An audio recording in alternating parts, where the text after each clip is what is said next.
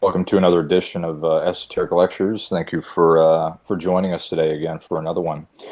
Today we're going to be discussing surviving the Lilithian age. This is going to be our final video in our Lilith series that we've been doing, and I think that this would be a good topic to kind of sum up what we've kind of been talking about recently, and everything going all the way back from Adam in the Garden of Eden all the way through to this video today. And what better way to kind of finish up the series, I think, with well, how do you survive such an event? How do you survive this Lilithian age that we've been discussing in our videos here that we see coming about? And that's what we'll be discussing today. We've basically summed up what we believe the Lilithian system is and why it is that Adam and Adam's will was, I guess, put down by Jehovah, that part of the demiurge. And today we're going to be going into how to survive that. Now, I guess what we need to go into now is, what do we expect coming about in the Lilithian age? And today we're going to be discussing various different topics. On the list is going to be, number one, bunker down. Number two, we're going to be discussing gray man. Number three, we'll be discussing what to expect in the Lilithian age. And finally, we'll be discussing a couple interesting topics. We'll be bringing up the Antichrist, and we're going to be discussing MGTOW. So first of all, why don't we go into bunker down? Bunker down, I put this down there because when you survive the Lilithian age, what we're going to be talking about today and kind of what we need to understand about how to survive, this coming change that we see coming about in our world today. Very much of how our society is changing, as well as how the environment and how laws are being changed and passed, that basically will depict and push this agenda that has been going on. We need to learn how to operate our daily lives in society under this age. So, Johnny, where do you want to start off with? Our first topic here, bunker down. I guess I should say, I guess the first thing would be, how do you conduct yourself in living day to day? Where do you want to take it off? Well, hi everyone. I'm Johnny Midnight here. Good to be back again. Well, when we talk about bunkering down, like for instance, anybody here in the audience who considers themselves maybe a prepper and is doing this type of these type of prepping activities, many of you are preparing for a shit hits the fan scenario where society is going to be obliterated. There won't be a civilization as we or that kind of a structure. Element and I are of the opinion that quite exactly the opposite is going to happen in this coming age, which many of you might denote as the age of Aquarius. We call it the Lilithian age.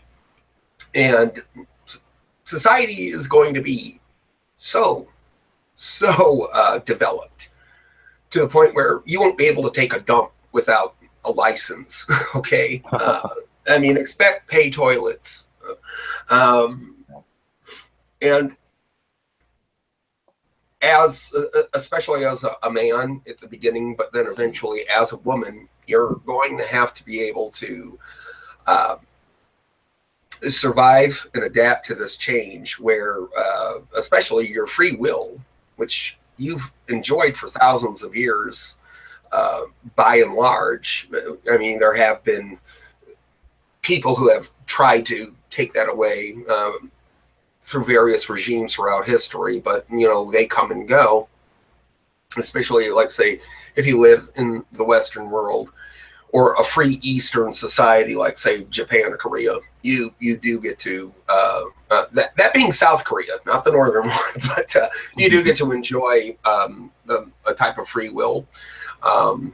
So socially, economically, whatever have you. Coming up, though, Element and I are under the suspicion, not the belief, but the suspicion that you're not going to have that luxury anymore. So what you have to do is try to find a way to exist without getting in trouble, without breaking the many rules and laws. Many of them will be stupid. They'll make no sense, at least to our 21st century sensibilities. Okay. Bunkering down is about the types of behaviors that you're going to need to employ to remain sane, remain, to be able to conduct your daily life without stentorian consequences. Okay. And there are going to be a lot of consequences coming up. What do you think about that element? Yeah, there are. There's going to be a lot of consequences. We live in a society now that has a lot of very rigid laws that are very draconian. And, we have a society now that, you walk down any street in any major city and you have cameras everywhere, watching. Even in your house, you got a camera on your cell phone. I mean, it's funny because when you look at the cell phone, especially iPhones, they implemented the whole thing of taking selfies. So now there's a camera facing you. So you can't just like put your phone down and not have the camera facing you now. So right. You have that. You got smart TVs, which, monitor everything you watch and everything that you search. Everything is smart.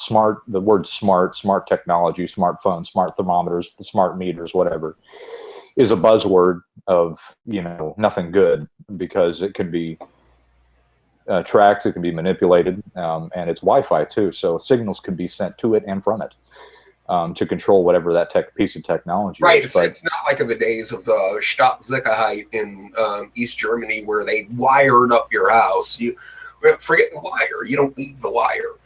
Mm-hmm. Yeah, everything now is wireless, and that allows the door to be opened of manipulating and altering that technology from outside sources. And so, bunkering down is, surviving a Lilithian age,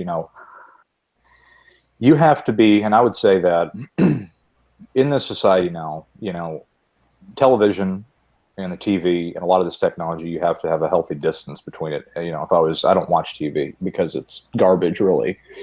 There's so much propaganda out there now. There's so much stuff to keep you distracted and sedated. TV is its own mind drug in a sense. But we have cameras everywhere now, and we have things watching us everywhere we go, and every place it's very hard now to escape a place where you feel like you're not being watched. And so implementing tactics of how to conduct yourself in this age is very important if you want to maintain your sanity as well as your privacy. I was mentioning to Johnny that people that were in concentration camps, people that have been kidnapped, they did a study and they found out that the people that actually maintained their sanity and survived the most were people that had routines in their lives. There was a story of a gentleman that got kidnapped, and he was thrown into a box, like a really small box. And the thing that kept his mind occupied when he got thrown in there all day was he would actually pick the hairs off of the carpet, and he would clean up his little box, and he would pick the hairs off the carpet of the previous victim that was put in that box. That's what he did. That's what he did to keep his mind occupied while he was in there. And the guy maintained his sanity by doing that. And I think, Johnny, you also mentioned that in Vietnam. Yeah, you want to tell that story? You said mention in Vietnam that there was a guy that actually. There was this was a United States GI who was captured by the NBA, or at least the Viet Cong, I believe, and he was a POW, and they would put him in one of those what they call I think they're called tiger pits, where you're in a cage up to your shoulders in water for months. And in order to cope with that horrifying situation, he would play a game or imagine a game of that he's playing a game of golf, 18 holes. And he got to a point where it became such a meditation for him that he had practiced over and over again. Like maybe some of you listening might practice lucid dreaming. Well, he was lucid daydreaming, and it allowed for him to stay sane in such an adverse situation. And Element was, you're describing the fact that the system's in place right now, and it's only going to get more and more developed as time goes on and as technology advances. We also see laws being promulgated, or at least being looked at. For instance, in France, there is a minister, some feminist named Marlena Schiappa, who wants to create a nationwide anti-catcalling law. And they're trying to define what the word catcalling really is. And so far, she wants to paint it with a pretty broad brush. Following a woman, standing too close to a woman, speaking to a woman if not spoken to, things like that, which could land, incur a fine for a man who breaks any of these infractions, these shibboleths. So that is one example of one of those stupid laws that are being that are being drafted right now. Yeah, it's very draconian. It's very 1984 Brave New World-esque. And when you take a look at it, what kind of like what Winston had to do in 1984, he kept a diary and he wrote. Well, Orwell wrote the book, but Winston basically wrote in his little diary, which turned out to be the book itself, 1984. So he had to keep a diary hidden from the authoritative figures that would throw him and torture him, and that because of this thing. And he kept that diary, and that's what he used. And he said, while he was writing this book, that thing was the most important thing because history itself was being rewritten in 1984. So he wanted to preserve the things that he saw while he was living in this totalitarian. Exactly. That was his routine. That was his game of inner golf that he was playing, and he was old enough to remember what life was like prior to the takeover of. I guess what happened was the backstory to 1984 was by 1980. This was all this world stage was set up, and then by the end of 1980, they had developed Oceania, Eastasia, and Eurasia. Then you had the contested zones, which is pretty interesting to see, like kind of how the history of this world developed. And Winston was old enough to remember this, just as I'm old enough to remember a freer life off of the grid without internet. Whereas Element, you're a bit younger than me, so you probably don't have that kind of lucid memory of what it's like to live without internet and cell phones and all that kind of stuff. Yeah, the whole time it's my generation has grown up with always having technology, so we don't know about that. And I think that to surmise this subject is that, you have to have a routine. People like what that gentleman that Johnny was talking about, he played golf in his head, Now that's an extreme circumstance, but nonetheless, we still are in a society that if you are a person, let's just use the term awake and aware of the environment and the constant control being put down on everybody, if you're one of those people that are trying to break free, that you can't turn to TV, you can't turn to the news, you can't turn to most people because they won't understand. And so you're kind of left on your own to figure out how to play that mental game of golf with yourself to keep your mind from going crazy as you watch most people walk around like zombies on the streets. and you watch the news continuously roll out its propaganda. You have to have a ability to maintain your sanity in the system, which is why I titled this subject "Bunker Down," because you have to bunker in your own little way, so to speak, and figure out what you need to do to keep your mind occupied, because so much of what this system is doing is to break you psychologically and to degrade you in a lot of ways. And so figure out, to surmise this topic, figure out methods of routine, whether you work out, whether you work in your yard or you plant, or, you even just keeping your house, keeping your house clean. There's a therapeutic aspect to that improves your actual living circumstances, something that benefits you. Those things will really help your psychological health as we move into this, system. It really is something that you need to figure out, because as the control begins to tighten, and and I've said this before, and if you think it's bad now, wait till you see what it's going to look like 10 years from now. You're going to need a coping mechanism, and it can't always be alcohol, and it can't be drugs, because that shit will just kill you. And so you have to have something to keep your mind occupied during that period of time. With that being said, why don't we go into Gray Man? Johnny, what would you like to say about Gray Man first? Okay, Gray Man, to me, and I try to live that type of, I try to live this type of, way of living, I guess you could say, this societal tactic. Gray Man is essentially being able to hide in plain sight.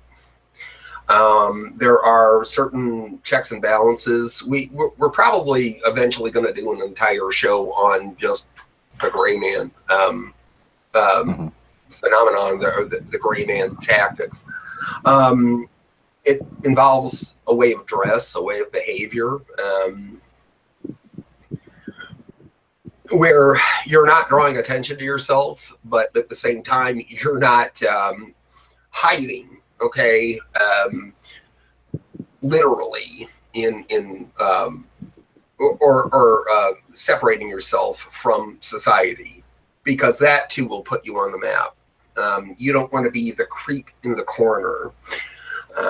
You want to be able to disarm people who would be working for this system.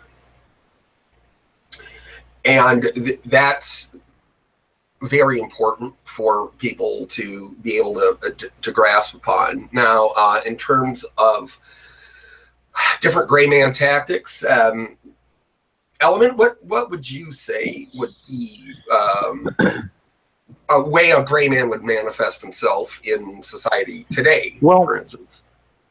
Well, there's various different means, but I would say the basics of what Gray Man has to do with is that, like, let's take clothing, for example.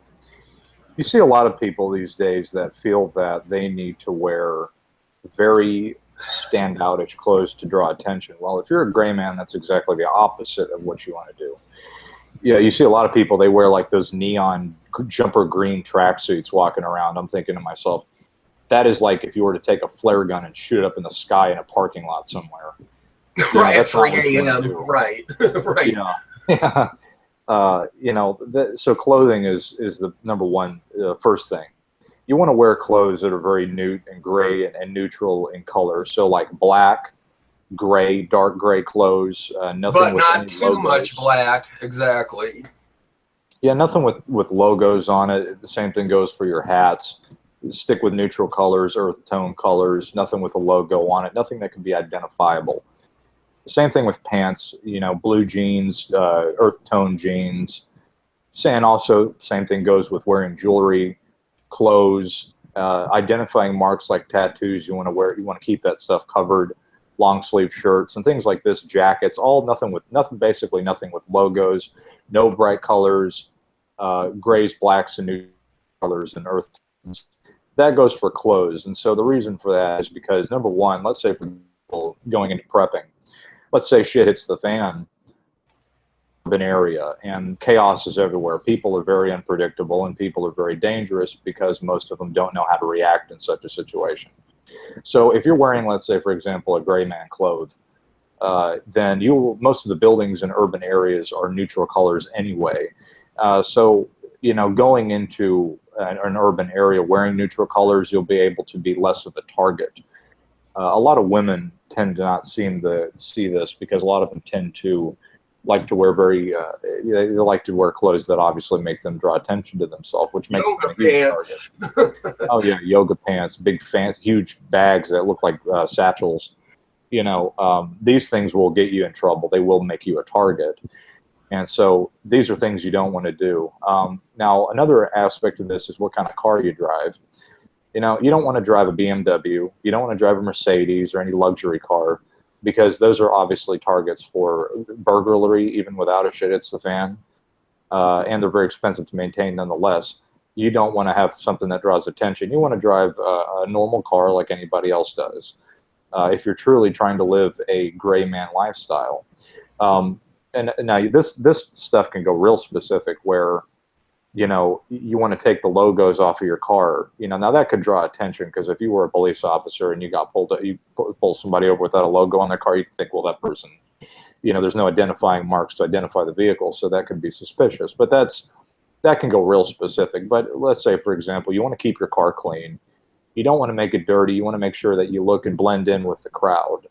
You don't want to have anything fancy in your car, like expensive jewelry, watches. You want to make sure that your car is wiped clean from any dirt. You want to make sure that the interior doesn't have any kind of valuables in it. It's completely clean. Nothing, I mean, even as simple as a freaking coffee mug, anything like that can be used as an identifying mark on your person. These are all various different methods that a gray man would use to implement blending in, which is the whole point of gray man, blending in. Another thing is watches, any kind of jewelry. You don't want to wear really any kind of jewelry. If you, for a man, I would say the only thing really you would want to have in terms of an accessory would be a watch. And you would want to take that watch. You know how most people tend to wear watches is that they put the watch in the face of the watch is facing out towards the wrist. You want to, well, you see this a lot in military, and the reason why they do this is they turn the watch facing in towards the wrist, because the face of the watch will actually reflect light, which can be a beacon from like 100 miles away.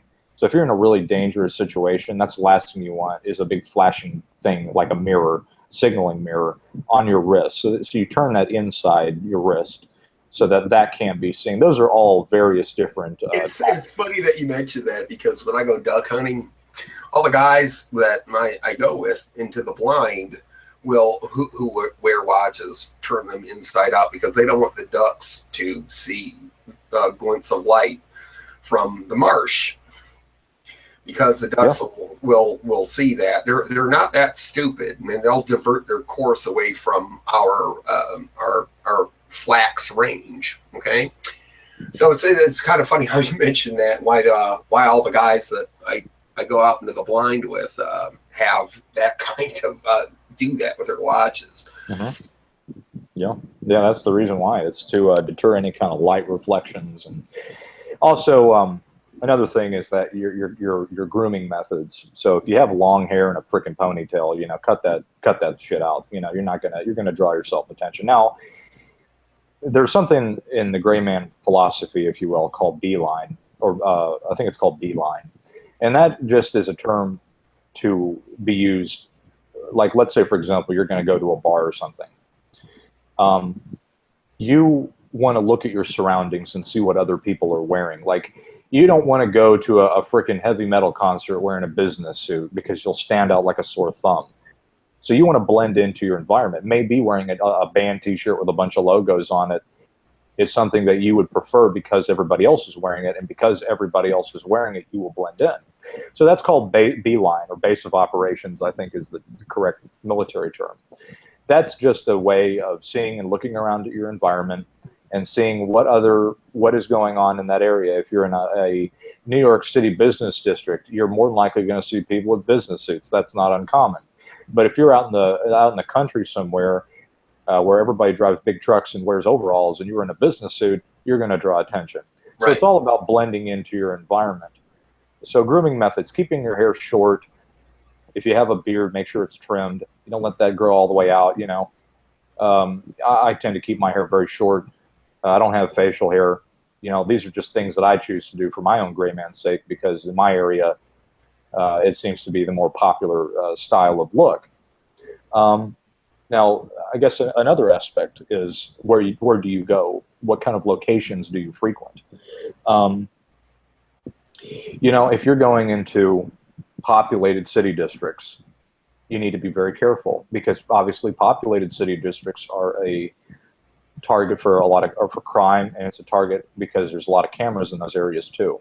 So, you know, you really want to avoid going into major metropolitan populated areas, because the chances of you being noticed in those areas are much higher due to the cameras and due to the frequency and the amount of people there. And I guess the final thing, and Johnny, I'll throw this back to you for anything you want to add. The other thing is, if you're going to the grocery store and, you know, you start to run into people, like we all have people that we know, you know, we go to the local gas station and we know the guy that works there and we talk. You have to take that into factor, because those people, if you go there frequently enough, they'll know you, and they'll know how you act. They'll know what you buy. They'll know what you get. They'll know where you look. They know what you like. They'll know how much gas you put in your car. You know, these are all things that you have to take into factor. So you want to kind of make sure that you keep a healthy distance. And you also can use methods such as getting to know people in your area to gather information. Because as we move into this Lilithian age, and as we move into this world's, you know, constant clamping down on regulations and things, it's going to be harder to get news. And so you're going to want to know what's going on in your area. You're going to want to know, getting to know the locals. What do they think? Maybe they have sources that you don't have. What do you think about that, John? Well, yeah, that's communication is a big part of gray manning. Like I said, you don't want to be a shrinking violet or a little wallflower that acts paranoid and afraid to socialize. Yet at the same time, you don't want to get too intimate with people. And it's sort of like the balance between dress. You know, you don't want to look too flashy, and you don't want to display wealth or anything like that. But at the same time, you don't want to look like some homeless creep, because that too is going to be that's going to gain attention to you as well. You know, you don't want to be a fat guy. That would be something that is a distinguishing feature, and it also could make you a target, because you would be viewed as feeble or weak. But at the same time, if you do have a good physique and you go to the gym a lot and everything like that, you kind of want to hide that, because right. you don't want to get the attention of hey, that guy's a badass. I'm going to try to fight him. Most people in our society aren't incredibly in shape too, so that's a very odd thing to see. You know, it seems to be like if you go out to LA or whatever, everybody goes to the gym, everybody's in shape, everybody looks good. You know, but if you're out in like Alabama somewhere or whatever, and you're you're incredibly ripped and in shape, that's going to draw attention. And most people, when they see people that are incredibly in shape, you're automatically by nature drawn to find those people interesting because of the fact that they're in shape. They look healthy. They look, in many ways, they look threatening. That's a kind of a primal. Well, it also makes them look attractive, and that's what you don't want to do. You don't want to attract, and that's definitely part of the balance. And when I was talking about communication, you know, my best tactic with people is to treat them like I'm speaking to a crowd, cordial, but not friendly, informative. I usually only speak when spoken to, confident, but what I like to call neutral cordial. And when I do speak to people, like even on a one-on-one basis, and I treat them almost like I'm speaking to a crowd without sounding robotic, because I don't want to come off as like mentally or developmentally disabled. Okay. Or Mr. Talks a lot. Yeah. And there's, you know, there are some people that like talk about gray man communication methods of, you know, sounding Spock-like and being like a robot to get people bored with you. That's not necessarily going to get people bored with you. They might think that you do have some type of developmental disability. And once again, you make yourself a target. You make yourself a victim. Yeah, So, these are all important things that a man, especially living in a Lilithian age, because, you know, our whole discussion of this series was talking about how Adam, being the man, was subjugated and put down because of his will.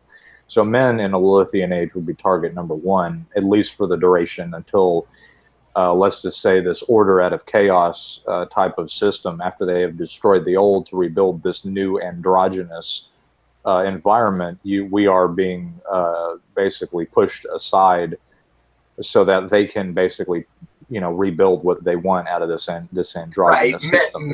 Men seem to be the first phase of this operation, and eventually women or feminine women will be targets of it as well. In some cases, they already are. You know, Yeah. women who want to talk about becoming a housewife are, you know, castigated now in this society. So that's something to think about, Rob, for the future as the society that's coming develops more and more and more. Yeah, that's all I got to say about that.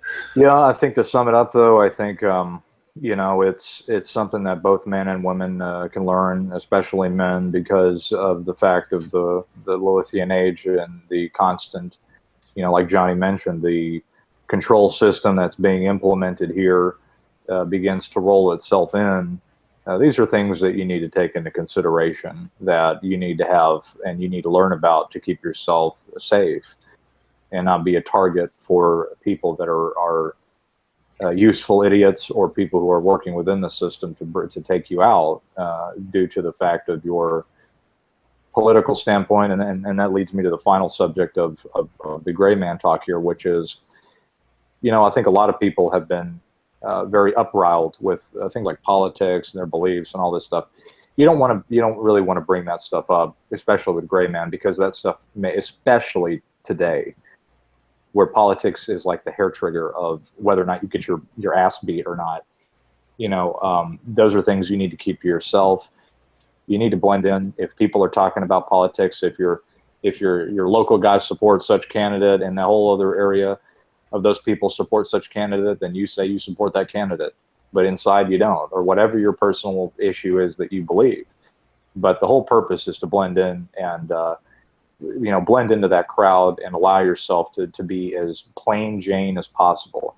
And the whole purpose for gray man, the subject of this discussion, is because if you're able to blend in, you are able to not only prevent yourself from being a target for criminals and for this, but especially in a society where we're approaching and encroaching this Lilithian draconian law system, you know, where you're going to be singled out no matter what you do, especially because of the technology of cameras and surveillance, all of these various different things. We must be able to blend in and survive, and that's the whole purpose of Gray Man. But yeah, we'll get into more Gray Man later on a separate hangout. We'll devote more time to that. But let's move into let's talk a little bit about what we found, Johnny, about the Antichrist, and then we'll sum it up with MGTOW.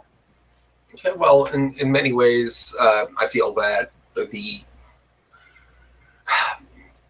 coming age, the Lilithian age, is going to be heralded and ushered in by an Antichrist figure.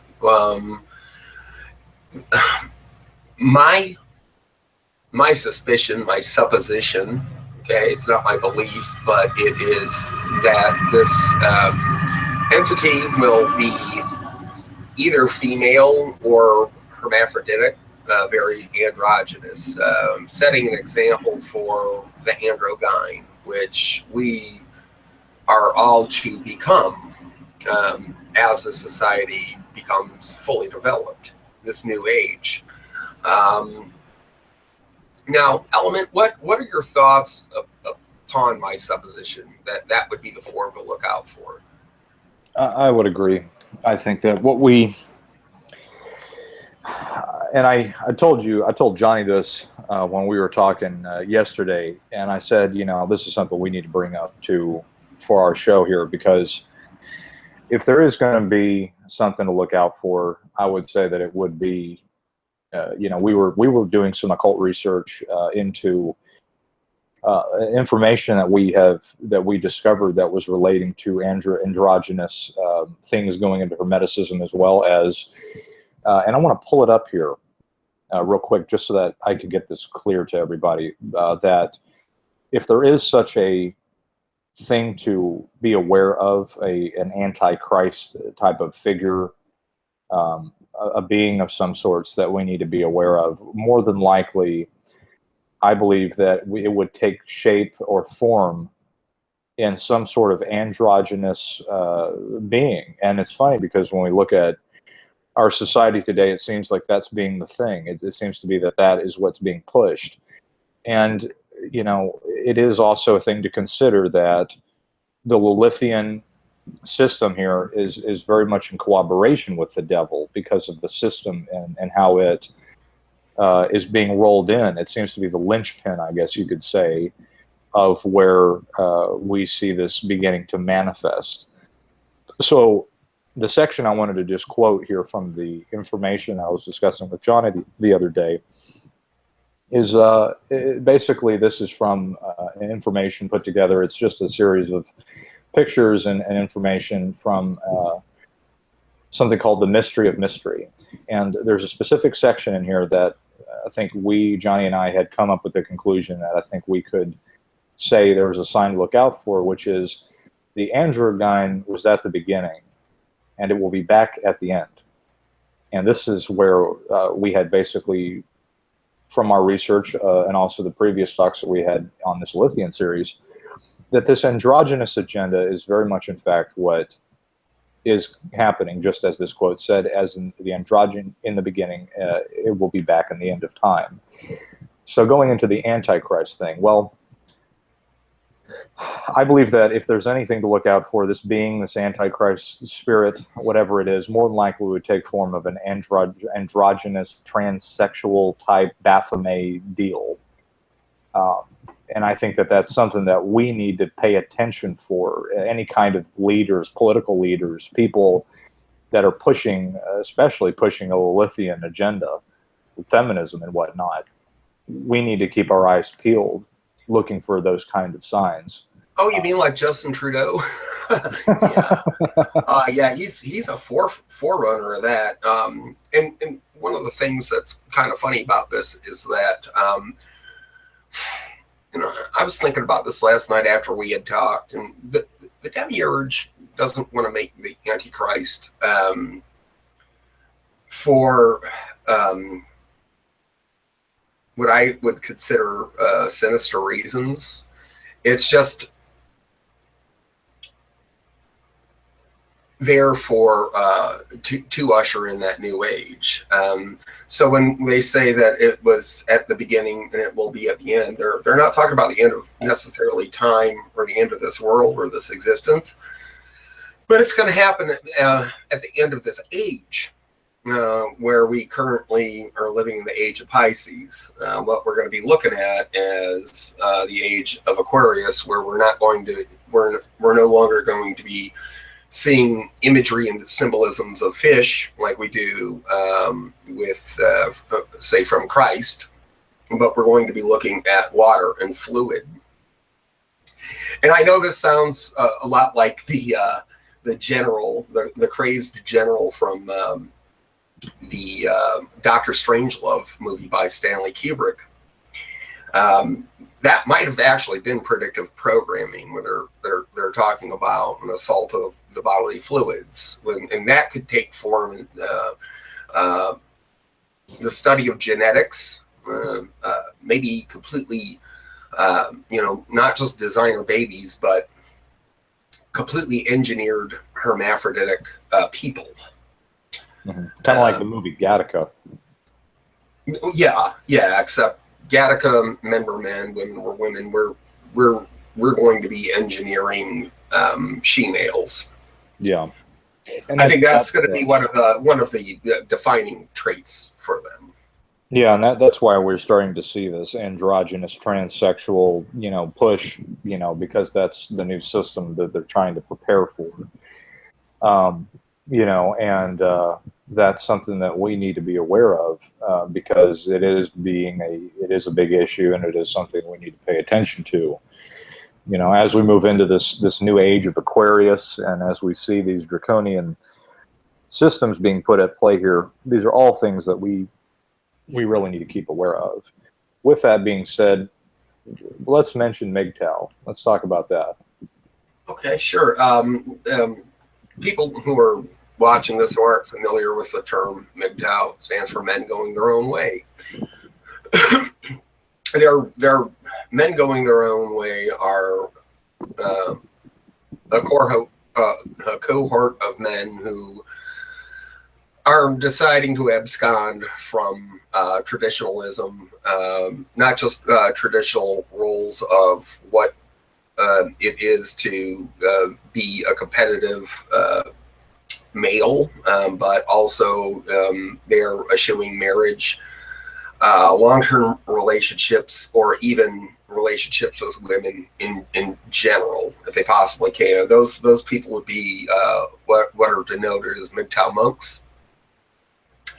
And like we were talking about gray men and surviving the Lilithian age, I do believe that this, it's not a movement, but this philosophy, this way of living for many men, and their ranks are swelling day by day, is a survival and coping mechanism so that they do not get in trouble with the ongoing androgyne agenda under which we're living more and more. Some MGTOW will say that, we're winning, we're fighting back, we're gaining headway.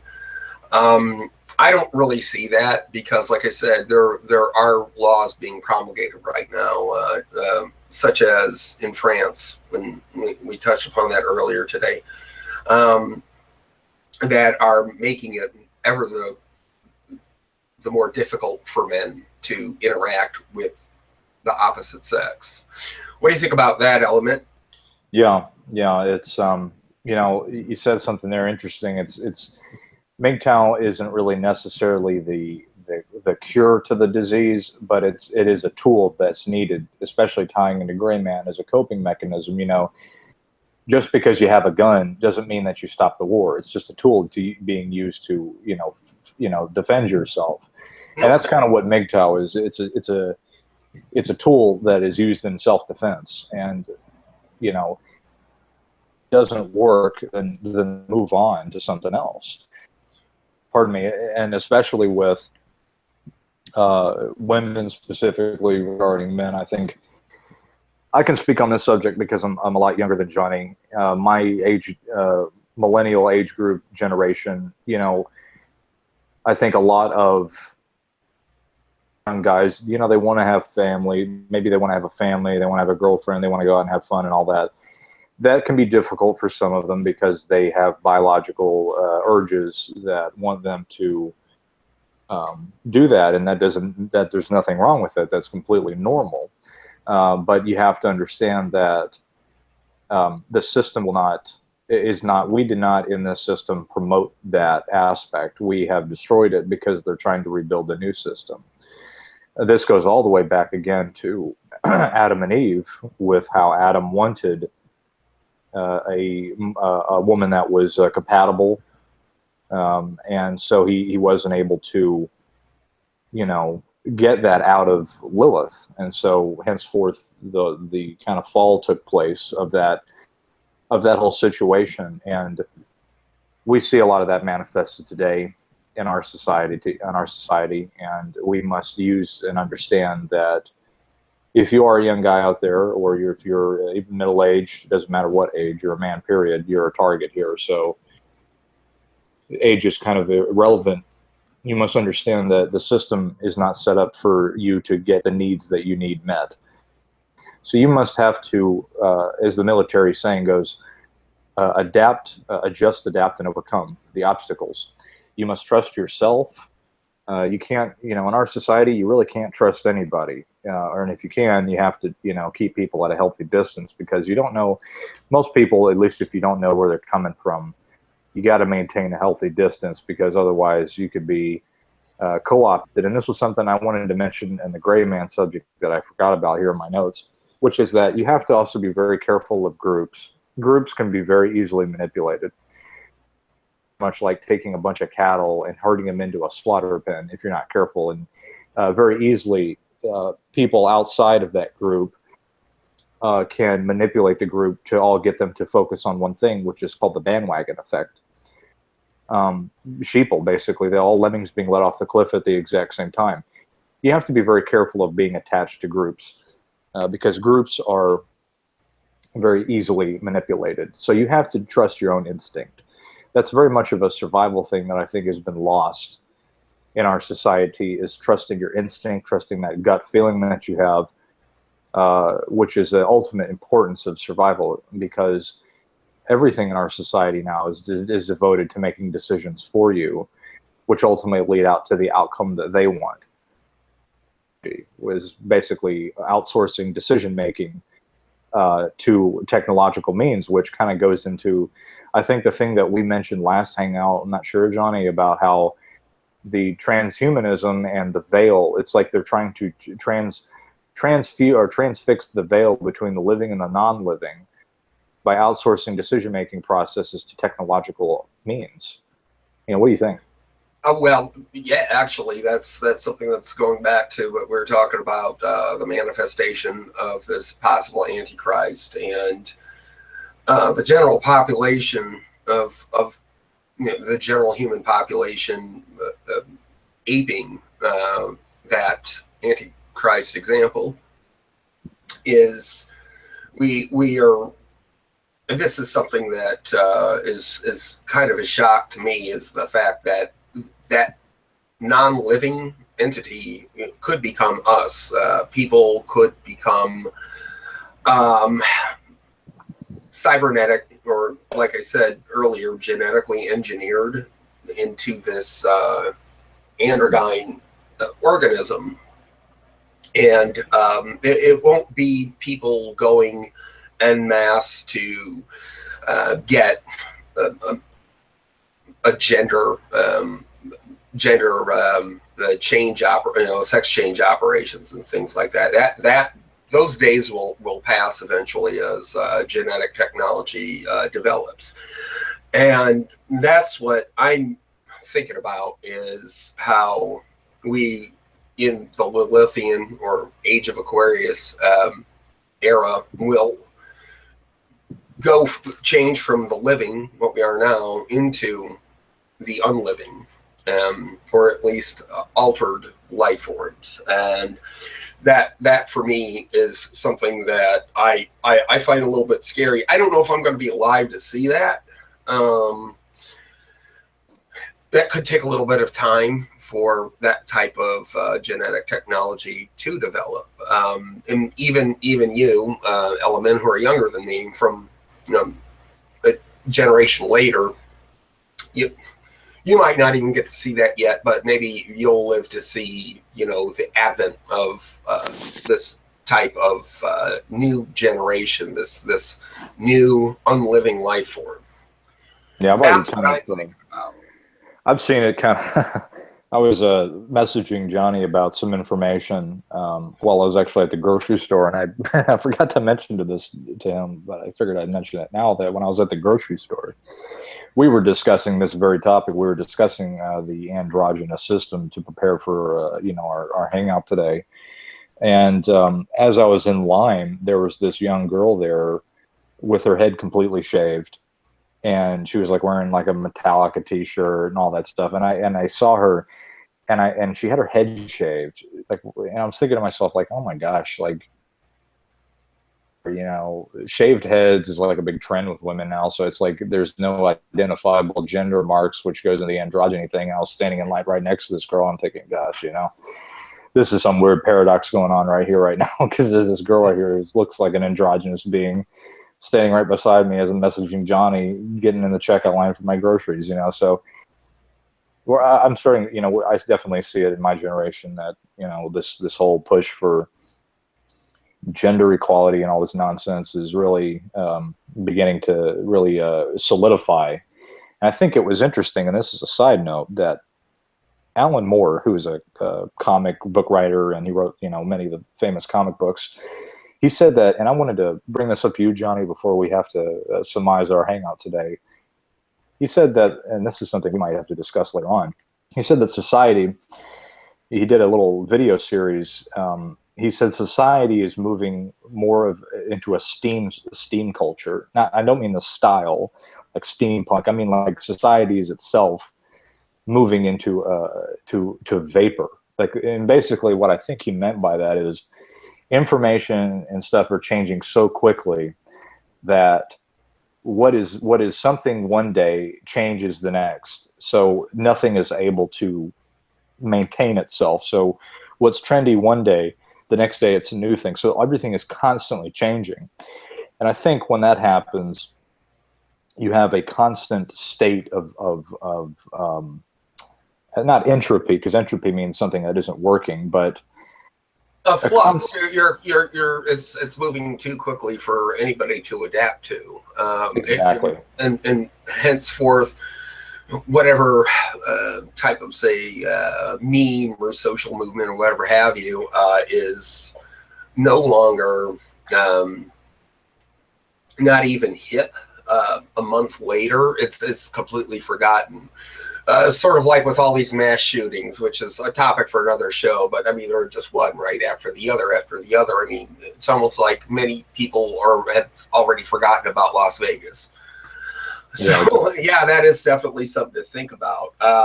And today, what I learned was about the nature of the common person in this upcoming Lilithian age. I had not really thought about, how is that going to be implemented? How are these people going to be not just androgynous by appearance, like the bald girl element ran into, but I'm talking about how are they going to be from the ground up androgynous, and through that, I believe it's going to be through biogenetics, where we go from an age of the living into one of the unliving. And to me, that just is something that I really took away from this particular broadcast, because it's going to have to manifest itself somehow, right? So, how are they going to do that, and what's it going to look like? In future broadcasts, we are going to analyze. It might take like 4 episodes because it's pretty long, and it's not written in any freaking language we can decipher, called the Codex Seraphanius. And to me, I believe, well, I don't believe, but I suspect this is a blueprint for what we have coming to us. It was published in 1981. Some people dismiss it as just a work of art and fantasy. I don't see it that way. Maybe I will understand it better later on in life as I study it and think, oh yeah, it's just some guy basically creating a work of surreal art. But my suspicions right now is that no, that is not the case about what this book is, and that's what made me think about how we're going to be genetically engineered. So we're not just going to be androids, we're going to be androgynes. That's what I learned today. Yeah, it's you know, it definitely looks like that. That book itself seems to be some sort of you know, plan for our future, and that's definitely something we'll be, you know, breaking down. But I learned today, you know, gray man is always an interesting subject for me. It's always something that you could always learn more of. And I think what I learned is just how important it is that we get knowledge and information before this whole thing begins to really move into play. That we, if you are trying to get through and survive this, how important the information and knowledge is that you obtain now while you can. You know, and this is why these talks that we do are so important, because we're trying our best to, for those who are truly interested, you know, we're not trying to appeal to the masses here, because the masses are, you know, a whole thing in itself, but nonetheless, we're trying to get people to we're trying to pass information to those people who want to figure out how to survive this thing. And it's important that you learn as much as you can right now while you can, because at some point, you know, the information is not going to be as readily available. It already is very difficult trying to get knowledge and information that truly is truthful in a way. You know, and that's why we have to learn, you know, and acquire gnosis or knowledge on these subjects, and it takes a lot of work. It's a full-time job, you know, learning this stuff, but it really will pay off in the end. When most people won't know what's going on, you'll at least have the ability to look in a right direction and say, well, I learned this. I learned about the esoteric aspects of the occultic aspects of what's going on here. This is kind of what our enemy kind of looks like, if you will. These are some of the signs and things that we need to pay attention of. And then most importantly, don't get caught up in what the mainstream news is talking about, because they're a bunch of lying SOBs too. You know, and don't get caught up in the fear. The fear is a huge manipulating factor that we have to understand, that fear is one of the most basic primitive ways of controlling people, by fear. So you have to, and I mentioned this to Johnny, you can't take what's going on here personally. You have to be very passive and indifferent about it, because it is going to get a lot worse. And I don't mean to be a fear porn guy and say, well, things are just horrible, things are getting worse, it's always horrible. No, it's just a matter of facts, and that's just something that we have to come to accept. And if we can prepare for the ugliness of it, it's better to be prepared and understand what to expect and prepare for what to expect than being unprepared, because if you underestimate it, then you're really going to be in a shock when it really comes down. So have a clear head, you know, have a clear mind, and just keep your head level. Don't get distracted by fear. Just do the best you can. Prepare yourself, and you know, that's all you can do. Johnny, is there anything else you want to bring up before we close?